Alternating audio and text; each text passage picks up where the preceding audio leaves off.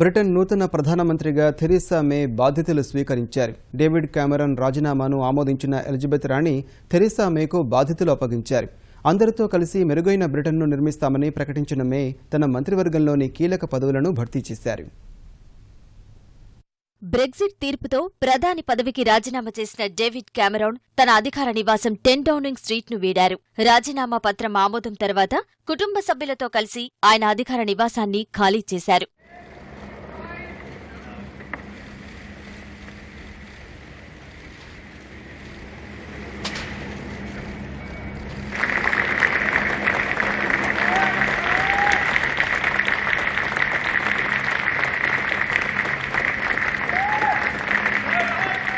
మరోవైపు బ్రిటన్ నూతన ప్రధానమంత్రిగా 59 ఏళ్ల థెరిసా మేను నియమిస్తున్నట్టు ఎలిజబెత్ రాణి ప్రకటించారు. బకింగ్హామ్ ప్యాలెస్లో రాణిని కలిసిన మే ప్రధానిగా బాధ్యతలను స్వీకరించారు. అనంతరం అధికార నివాసానికి భర్త ఫిలిప్ జాన్ మేతో కలిసి ప్రధానమంత్రి అధికార నివాసమైన 10 డౌనింగ్ స్ట్రీట్కు వచ్చారు. డేవిడ్ కామెరాన్ అడుగుజాడల్లో ఆధునిక ప్రధానమంత్రిగా తన బాధ్యతలను నిర్వర్తిస్తానని స్పష్టం చేసిన మే దేశం ఇప్పుడు అత్యంత సంక్లిష్టమైన సమయాన్ని ఎదుర్కొంటుందని వివరించారు.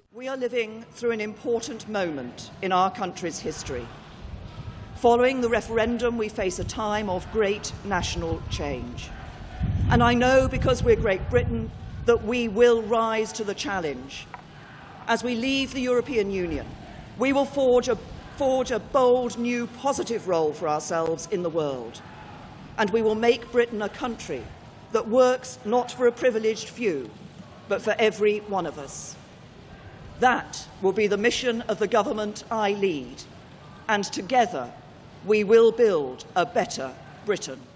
ప్రధానిగా బాధ్యతలు స్వీకరించిన కొద్దిసేపటికే తన మంత్రివర్గంలో కీలక పదవులను థెరిసా ప్రకటించారు. కామెరాన్ హయాంలో ఆర్థిక మంత్రిగా పనిచేసిన జార్జ్ ఓసార్బ్ను తప్పించిన మే ఆయన స్థానంలో ఫిలిప్ హమాండ్ను నియమించగా, బ్రెగ్జిట్ కు సారథ్యం వహించిన లండన్ మాజీ మేయర్ బోరిస్ జాన్సన్ ను విదేశాంగ మంత్రి పదవి వరించింది. ఇక హోంశాఖను అంబర్ రడ్కు అప్పగించగా మిచెల్ పాలన్ రక్షణ మంత్రిగా కొనసాగనున్నారు. ఐరోపా సమాఖ్య నుంచి వైదొలుగుతున్న నేపథ్యంలో థెరిసా కొత్తగా బ్రెగ్జిట్ మంత్రిత్వ శాఖను సృష్టించారు. డేవిడ్ డేవిస్ ను ఆ శాఖ మంత్రిగా ఆమె నియమించారు. అదేవిధంగా అంతర్జాతీయ వాణిజ్యమనే మరో కొత్త శాఖను సృష్టించి లియామ్ ఫాక్స్ కు మంత్రి బాధ్యతలు కట్టబెట్టారు.